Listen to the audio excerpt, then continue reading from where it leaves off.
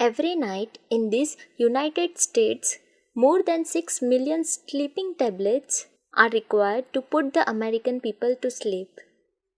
This startling statement was made to me several years ago by a drug manufacturer at a convention of that industry where I was giving a speech. Though his assertion seemed incredible, I have been told by others who are in a position to know that the above estimate is now an understatement. In fact, I heard another good authority assert that the American people are using about 12 million doses of sleeping tablets per day. That is enough to put every 12th American to sleep tonight. Statistics show that the use of sleeping tablets has risen 1000% in recent years. But a more recent statement is even more startling. According to the vice president of a large drug manufacturing concern, approximately 7 billion one-half grain tablets are consumed yearly, which works out at about 19 million tablets per night. What a pathetic situation! Sleep is a natural restorative process. One would think that any person after a day's work would be able to sleep peacefully. But apparently Americans have even lost the art of sleeping. In fact, so keyed up are they that I, a minister with ample opportunity to test the matter, must report that the American people are so nervous and high-strung that now it is almost next to impossible to put them to sleep with a sermon. It has been years since I have been anyone sleep in church. And that is a sad situation. A Washington official who loves to jungle figures, especially astronomical figures, told me that last year in the United States there was a total of 7.5 billion headaches. This works itself out at approximately 50 headaches per head per annum. Have you had your quota yet this year? Just how this official arrived at these figures he did not say, but shortly after our conversation, I noticed a report that in a recent year, the drug industry sold 11 million pounds of aspirin. Perhaps this era might approximately be termed the aspirin age, as one author has called it. An authoritative source declares that every other hospital bed in the United States is occupied by a patient who was put there not because he encountered a germ or had an accident or developed an organic malady, but because of his inability to organize and discipline his emotions. In a clinic, 500 patients were examined hand running and 386 or 77% were found to be ill of psychosomatic difficulties, physical illness caused largely by unhealthy mental states. Another clinic made a study of a large number of ulcer cases and reported that nearly half were made ill, not as the result of physical troubles, but because the patients worried too much or hated too much, had too much guilt, or were tension victims. A doctor from still another clinic made the observation that, in his opinion, medical men, despite all extraordinary scientific developments, are now able to heal by the means of science alone less than half the maladies brought them. He declares that, in many cases, patients are sending back into their bodies the diseased thoughts of their minds. Prominent among these diseased thoughts are anxiety and tension. This unhappy situation has become so serious that in our own Marble Collegiate Church, 5th Avenue at 29th Street, New York City, we now have 12 psychiatrists on the staff under the supervision of Dr. Smiley Blanton. Why psychiatrists on the staff of a church? The answer is that psychiatry is a science. Its function is the analysis, diagnosis, and treatment of human nature according to certain well-authenticated laws and procedures. Christianity may also be thought of as a science. It is a philosophy, a system of theology, a system of metaphysics, and a system of worship. It also works itself out in moral and ethics codes. But Christianity also has the characteristics of a science in that it is based upon a book which contains a system of techniques and formulas designed for the understanding and treatment of human nature. The laws are so precise and have been so often demonstrated when proper conditions of understanding, belief, and practice are applied that religion may be said to form an exact science. When a person comes to our clinic, the first counselor is perhaps a psychiatrist who, in a kindly and careful manner, studies the problem and tells the patient why he does what he does. This is a most important fact to learn. Why, for example, have you had an inferiority complex all your life long? Or why have you been haunted by fear? Or again, why do you nurse resentment? Why have you always been shy and reticent? Or why do you do stupid things or make inept statements? These phenomena of your human nature do not just happen. That is a reason why you do what you do, and it is an important day in your life experience when at last you discover the reason. Self-knowledge is the beginning of self-correction.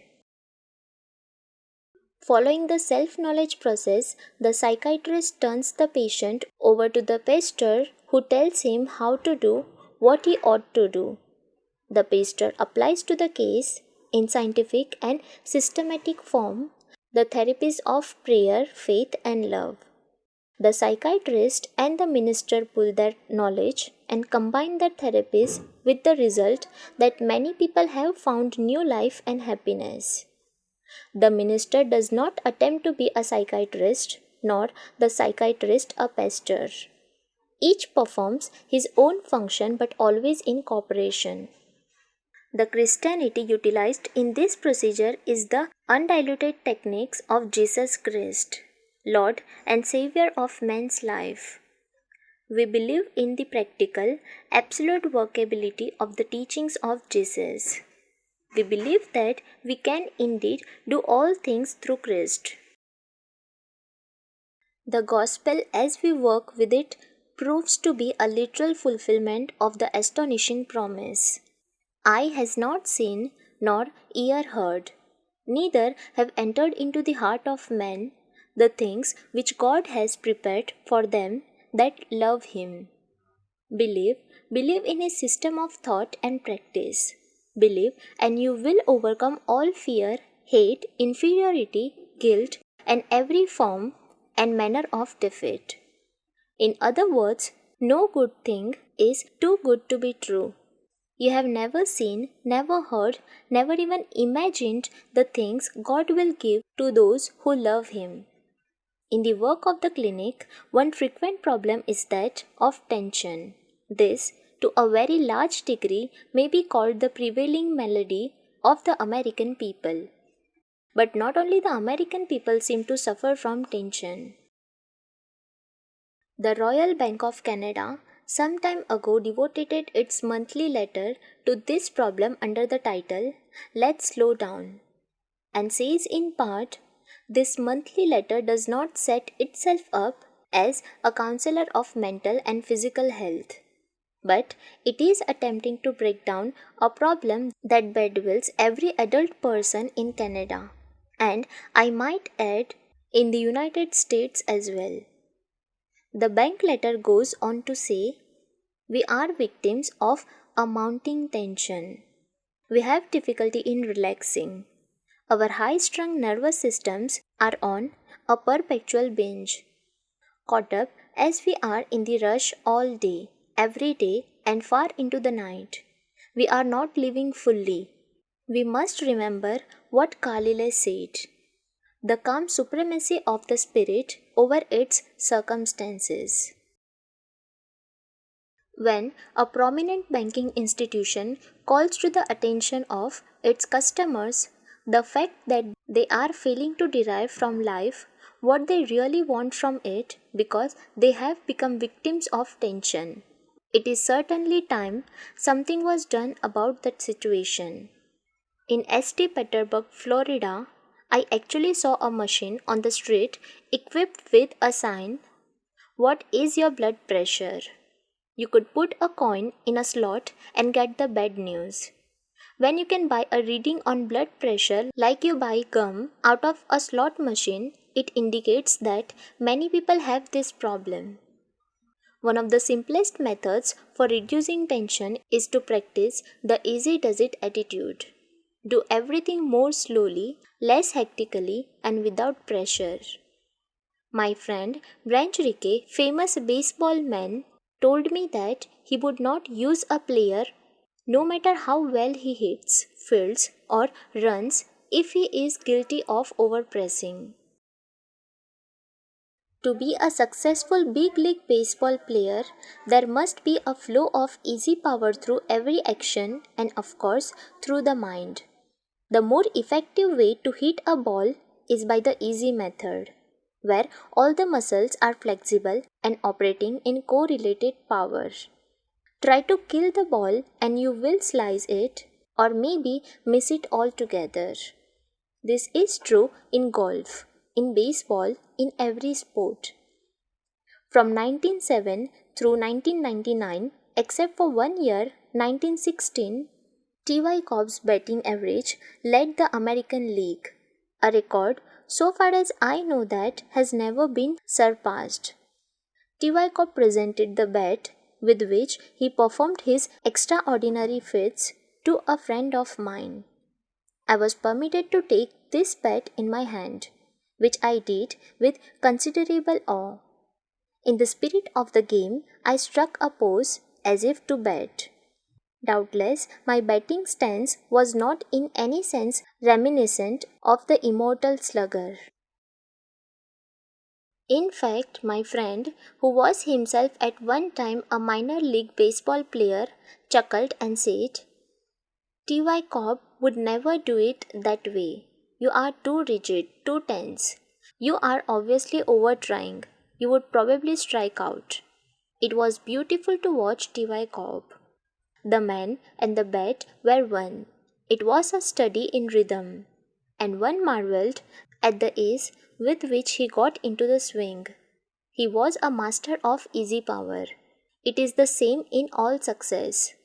Analyze people who are really efficient and they always seem to do things easily with a minimum of effort. In so doing, they release maximum power. One of my friends, a famous businessman who handles important affairs and varied interests, always seems to be at case. He does everything efficiently and quickly, but is never in a dither. He never has that anxious, frazzled look on his face which marks people who cannot handle either their time or their work. I inquired the secret of his obviously easy power. He smiled and replied, "Oh, it isn't much of a secret. It just try keep myself in tune with God. That's all. Every morning after breakfast," he explained, "my wife and I go into the living room for a period of quietness. One of us reads aloud some inspirational piece to get us into the mood of meditation. It may be a poem or a few paragraphs of a book. Following that, we sit quietly, each praying or meditating according to his own mood and manner. Then together we affirm the thought that God is filling us with strength and quiet energy. This is a definite 15 minutes ritual and we never miss it. We couldn't get along without it. We would crap up. As a result, I always seem to feel that I have more energy than I need and more power than is required. So said this efficient man who demonstrate easy power. I know a number of men and women who practice this or similar techniques for reducing tension. It is becoming a quite general and popular procedure nowadays. One February morning, I was rushing down the long veranda of a Florida hotel with a handful of mail just in from my office in New York. I had come to Florida for a midwinter vacation, but hadn't seemed to get out of the routine of dealing with my mail the first thing in the morning. As I hurried by, headed for a couple of hours' work with the mail, a friend from Georgia who was sitting in a rocking chair with his head partially over his eyes stopped me in my headlong rush and said in his slow and pleasant southern drawl, "Where are you rushing for, doctor? That's no way to the down here in the Florida sunshine. Come over here and sit in one of these rocking chairs and help me practice one of the greatest of the arts." Mystified, I said, "Help you practice one of the greatest of the arts?" "Yes," he replied, "an art that is passing out. Not many people know how to do it anymore." "Well," I asked, "please tell me what it is. I don't see you practicing any art." "Oh, yes, I am," he said. "I am practicing the art of just sitting in the sun. Sit here and let the sun fall on your face. It is warm like and it smells good. It makes you feel peaceful inside. Did you ever think about the sun?" he asked. "It never hurries, never gets excited. It just works slowly and makes no noise, doesn't put any buzzers, doesn't answer any telephones, doesn't ring any bells, just goes on a shining, and the sun does more work in the fraction of an instant than you and I could ever do in a lifetime. Think of what it does.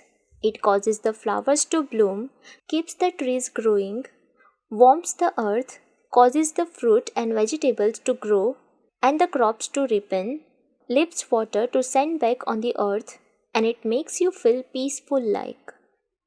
I find that when I sit in the sun and let the sun work on me, it puts some rays into me that gives me energy.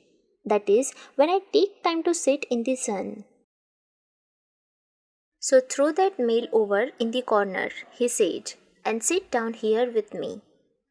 I did so, and when finally I went to my room and got at my mail, I finished it in no time at all.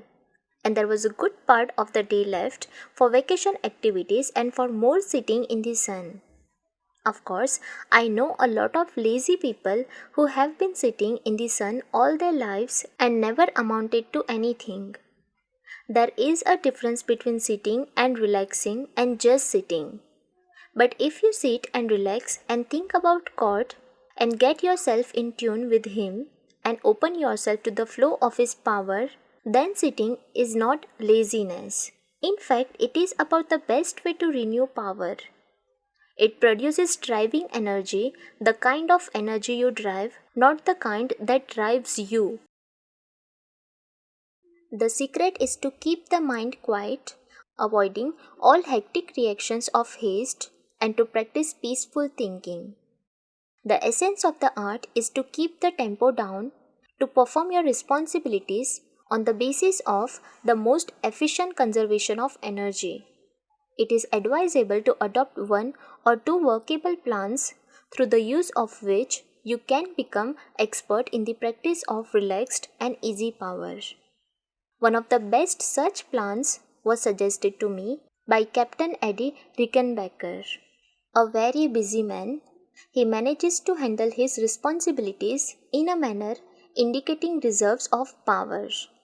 I found one element of his secret quite by accident. I was filming a program for television with him. We had been assured that the work could be done quickly, leaving him free to go to the many other matters on his daily agenda. However, the filming was long delayed beyond the time anticipated. I noted, however, that Captain showed no signs of agitation. He did not become nervous or anxious. He did not pace up and down, putting in frantic calls to his office. Instead, he accepted the situation gracefully. There were a couple of old rocking chairs at the studio, apparently intended for use in a set, other than ours. He sat in one rocker in a very relaxed manner. I have always been a great admirer of Eddie Rickenbacker, and I commented on his lack of tension. I know how busy you are, I said, and I marvel at the way you sit quiet, composed, and peaceful like. For myself, I was a bit disturbed largely because I regretted to take so much of Captain Rickenbacker's time. How can you be so imperturbable? I asked.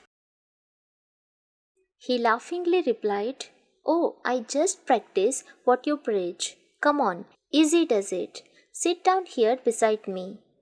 I pulled up the other rocking chair and did a little relaxing on my own. Then I said, Eddie, I know you have some technique to attain this impressive serenity. Tell me about it, please. He is a modest man, but because of my persistence, he gave me a formula which he says he uses frequently. I now use it myself and it is very effective. It may be described as follows. First, collapse physically. Practice this several times a day. Let go every muscle in the body. Conceive of yourself as a jellyfish, getting your body into complete looseness. Form a mental picture of a huge burlap bag of potatoes. Then mentally cut the bag, allowing the potatoes to roll out. Think of yourself as the bag. What is more relaxed than an empty burlap bag? The second element in the formula is to drain the mind. Several times each day, drain the mind of all irritation, all resentment, disappointment, frustration, and annoyance. Unless you train the mind frequently and regularly, these unhappy thoughts will accumulate until a major blasting out process will be necessary. Keep the mind drained of all factors which would impede the flow of relaxed power. Third, think spiritually. To think spiritually means to turn the mind at regular intervals to God. At least 3 times a day, lift up your eyes unto the hills. This keeps you in tune with God's harmony. It refills you with peace. This 3-point program greatly impressed me, and I have been practicing it for some months. It is an excellent method for relaxing and living on the basis of easy does it. From my friend Dr. Z. Taylor Berkowitz of New York City, I have learned much of the art of working relaxed. Often, when under pressure with an office full of patients and telephone calls coming in, he will suddenly stop, lean against his desk, and talk to the Lord in a manner both natural and respectful. I like the style of his prayer. He tells me that it runs something like this. Look, Lord, I am pushing myself too hard. I am getting jittery. Here I am counseling people to practice quietness. Now I must practice it. Touch me with your healing peace.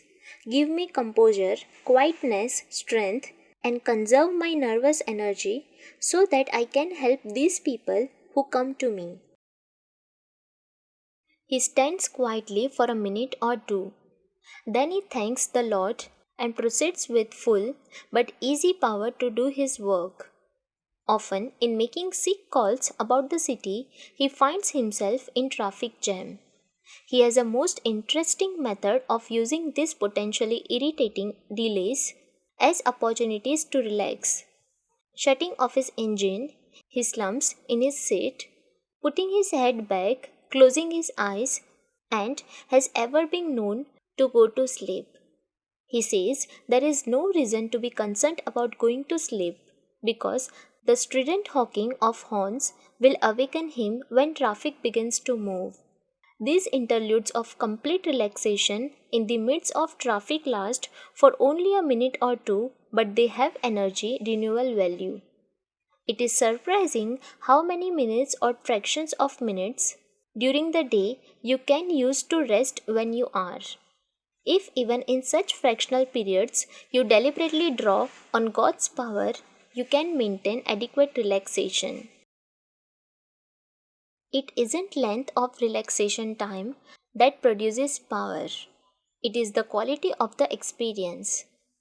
I am told that Roger Bebson, the famous statistician, frequently goes into an empty church and sits quietly. Perhaps he reads one or two hymns and in so doing finds rest and renewal. Dale Carnegie, under tension, goes to church near his New York City office to spend a quarter hour in prayerful meditation. He says he leaves his office for this purpose when busiest. This demonstrates control of time rather than being controlled by it. It also indicates watchfulness, less tension developed beyond a controllable degree. I encountered a friend on a train from Washington to New York one night.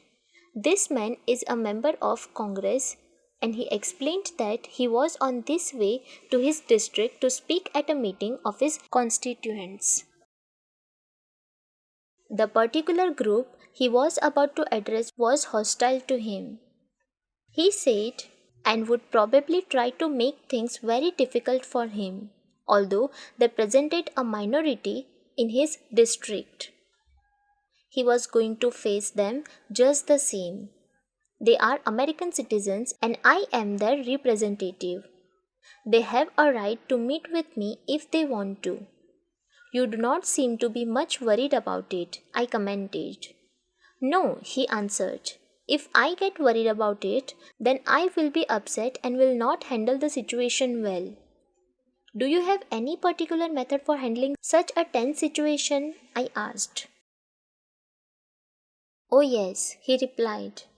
There will be a noisy crowd, but I have my own way of meeting such situations without tension. I will breathe deeply, talk quietly, speak sincerely, be friendly and respectful, hold my temper and trust in God to see me through. I have learned one important fact. The congressman continued, and that is, in any situation be relaxed, keep calm, take a friendly attitude, have faith, do your best. Do this and usually you can make things come out all right. I have no doubt about the ability of this congressman to live and work without tension, and what is more successfully to attain his objectives. When we were doing some construction work at my farm in Pauling, New York, I watched a workman swinging a shovel. He was shoveling a pile of sand. It was a beautiful sight. Strapped to the waist, his lean and muscular body worked with precision and correlation. The shovel rose and fell in perfect rhythm. He would push the shovel into the pile, lean his body against it, and drive it deep into the sand. Then, in a clear, free swing, it came up, and the sand was deposited without a break into the motion. Again the shovel went back into the sand, again his body leaned against it, again the shovel lifted easily in a perfect arc. One almost had a feeling that he could sing in rhythm to the motion of this workman. Indeed, the man did sing as he worked. I was not surprised when the foreman told me that he is considered one of his best workmen. The foreman also spoke of him as good-humored, happy, and a pleasant person with whom to work. Here was a relaxed man who lived with joyous power, master of the art of easy does it. Relaxation results from recreation, and the process of recreation should be continuous. The human being is meant to be attached to a continual flow of force that proceeds from God through the individual and back to God for renewal. When one lives in tune with this constantly recreative process, he learns the indispensable quality to relax and work on the basis of easy does it. Now, how to master this skill? Here are 10 rules for taking the hard way out of your job. Try these proven methods for working hard easily. They will help you to relax and have easy power. Number 1. Don't get the idea that you are at last carrying the world on your shoulders.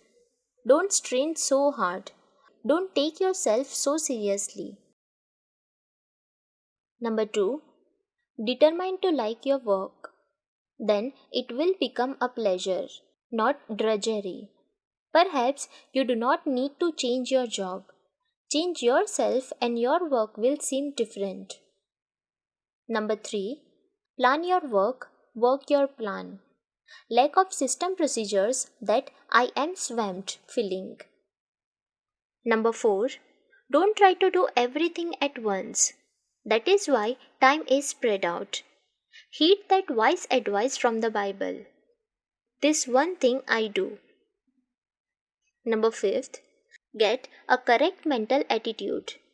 Remembering that ease or difficulty in your work depends upon how you think about it. Think it is hard and you will make it hard. Think it is easy and it tends to become easy. Number 6. Become efficient in your work. Knowledge is power. It is always easier to do a thing right. Number 7. Practice being relaxed. Easy always does it. Don't press or tug. Take it in your stride. Number 8. Discipline yourself not to put off until tomorrow what you can do today. Accumulation of undone jobs make your work harder. Keep your work up to schedule. Number 9. Pray about your work. You will get relaxed efficiency by so doing. And number 10. Take on the unseen partner. It is surprising the load He will take off you. God is as much at home in offices, factories, stores, kitchens as in churches. He knows more about your job than you do. His help will make your work easy.